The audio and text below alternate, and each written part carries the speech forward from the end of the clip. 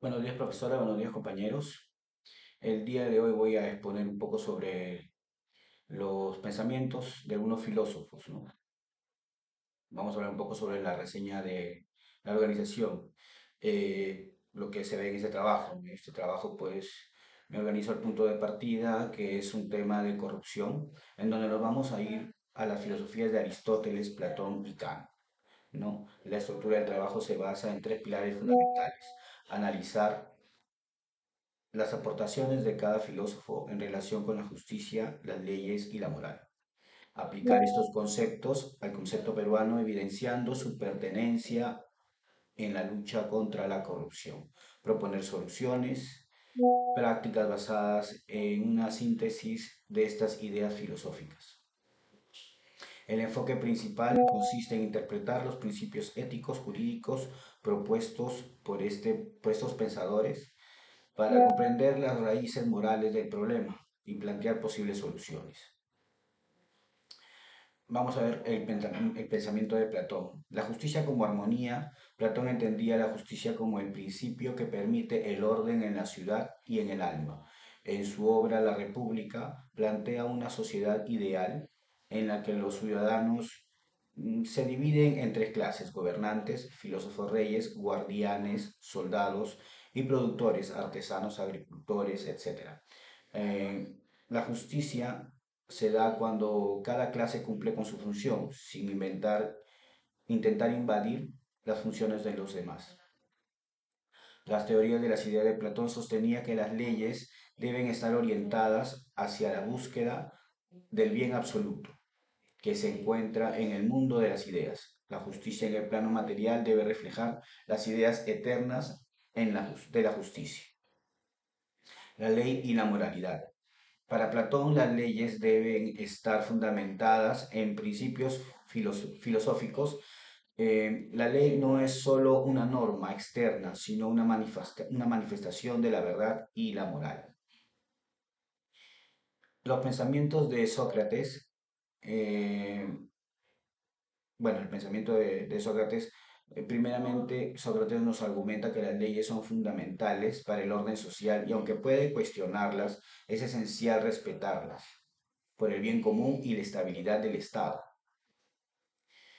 Él consideraba la virtud como reconocimiento, sostenía que la virtud no era algo dado ni externo, sino algo que se alcanzaba a través del conocimiento. Creía que las personas actuaban injustamente por ignorancia, por lo que el verdadero conocimiento llevaría a la justicia, el cuestionamiento del poder y las leyes. Sócrates también ponía en duda las normas sociales establecidas. A pesar de su actitud crítica, él era respetuoso con las leyes, como lo demuestra su decisión de no escapar de Atenas cuando se le condenó a muerte, aunque él pensara que la sentencia era injusta. El pensamiento de Aristóteles. Para iniciar, Aristóteles, discípulo de Platón, tenía una visión más pragmática y empírica del mundo en general y de la justicia en particular. En su obra Ética a Nicomaco y en la política, Aristóteles aborda la justicia y el derecho desde una perspectiva ética y política más accesible.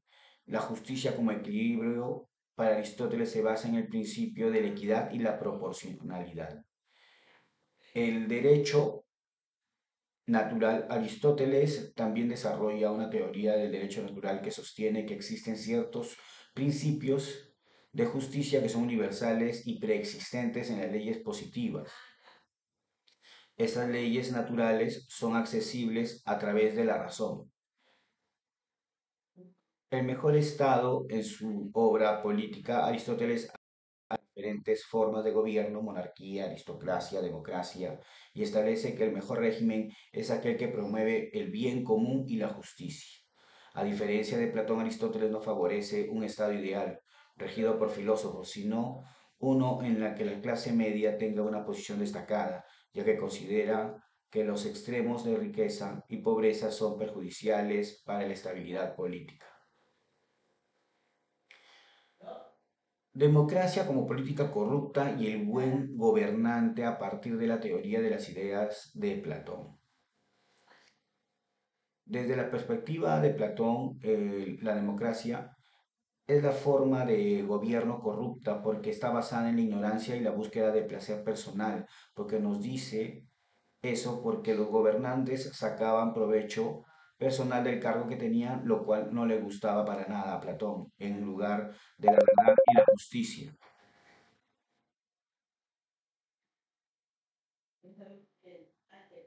Contractualismo social y de corrupción. En este caso presentamos a tres autores. El deber moral de Kant. El concepto del deber moral en la filosofía de Immanuel Kant es central para entender su ética deontológica. Según Kant, el deber moral no depende de las consecuencias de una nación, sino de la intención con la que se realiza y de su conformidad con la ley moral.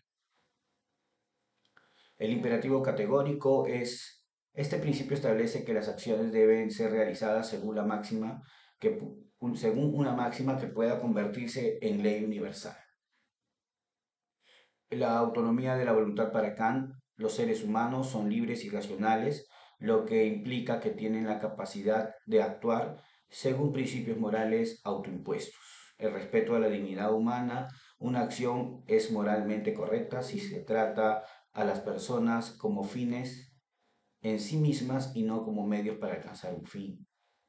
El deber por el deber mismo. La moralidad no se basa en las emociones o en la búsqueda de resultados favorables, sino en cumplir con el deber porque es lo correcto. John Locke, considerando uno de los pensadores más influyentes del siglo XVII y uno de los padres fundadores de la teoría política teoría política moderna según Locke, en este estado las personas son libres e iguales, pero también existen ciertas reglas naturales basadas en la razón que rigen la conducta humana. Derechos naturales. En el estado de naturaleza los individuos tienen lo que Luke llama derechos naturales, que incluyen el derecho a la vida, la libertad y la propiedad. Estos derechos son inalienables, lo que significa que no pueden ser quitados legítimamente por nadie, ni siquiera por el propio gobierno. El contrato social. A diferencia de Hobbes, Luke no ve el contrato social como una cesión total de los derechos, sino como un acuerdo en el que los individuos acuerdan formar una sociedad civil para proteger los, los derechos naturales, sus derechos naturales, ¿no? Rousseau, sus ideas sobre la libertad, la naturaleza humana, la sociedad y el contrato social fueron fundamentales para el desarrollo de conceptos como la democracia, los derechos humanos y la educación moderna, el estado de naturaleza y la crítica a la civilización. A Hobbes, que veía el estado de naturaleza como un lugar de caos y violencia, Rousseau lo percibe de manera diferente. El hombre actual, según él, en su estado primitivo al ser humano era un ser bueno por naturaleza, libre de los vicios y corrupciones que se desarrollaron con la creación de la sociedad y las instituciones. Thomas Hobbes. Su pensamiento se basa a la actualidad que él vivía con su realidad. Para Hobbes todos nacemos libres e iguales. Nos presenta sus ideas en los siguientes puntos: la naturaleza humana y el estado de naturaleza. Parte de una visión bastante sombría sobre la naturaleza humana, según él, los seres humanos, en su estado natural, sin la intervención de leyes ni autoridad, se comportan de manera egoísta y brutal. El estado de naturaleza, para él, es un lugar de anarquía y violencia. A consecuencia de esto, introduce su famosa frase: el hombre es lobo para el hombre. Conclusiones. La corrupción es un problema estructural en el Perú que malogra las instituciones democráticas, socava el Estado de Derecho y perpetúa la desigualdad social. Desde una perspectiva moral, según autores como Kant, Platón y Aristóteles, ofrecen principios que subrayan la importancia de la justicia, la racionalidad y el deber para garantizar un sistema ético y funcional. En el contexto peruano, la falta de gobernantes éticos y la ausencia de un sistema educativo que fomente principios morales sólidos han contribuido al agravamiento del problema. La corrupción ha sido alimentada por una cultura de impunidad, la debilidad de las instituciones y la concentración de poder en manos de élites con intereses particulares. La corrupción viola los principios kantianos de universalidad, dignidad humana y autonomía, ya que implica el uso de recursos y personas como medios para fines egoístas. Las filosofías de Platón y Aristóteles también destacan la necesidad de gobernantes respetuosos y leyes justas orientadas al bien común, condiciones que son antónimas a los actos corruptos.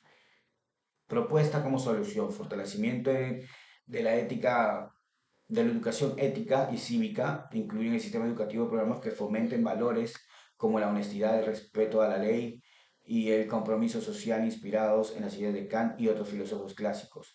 Reforma institucional, implementar mecanismos de transparencia y rendición de cuentas en todas las entidades públicas, garantizando la supervisión ciudadana y acceso a la información.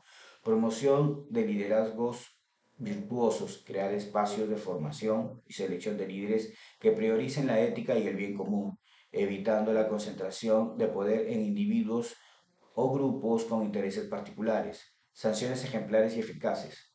Establecer un sistema judicial independiente y ágil que aplique sanciones proporcionales a los delitos de corrupción, disuadiendo futuras infracciones. Participación ciudadana activa. Fomentar el involucramiento de la sociedad civil en la vigilancia de las actividades públicas, promoviendo una cultura de denuncia y responsabilidad colectiva. Estas medidas fundamentadas en principios éticos y filosóficos buscan construir un sistema más justo y transparente alineado con los ideales de justicia y moralidad planteados por Kant y otros pensadores clásicos.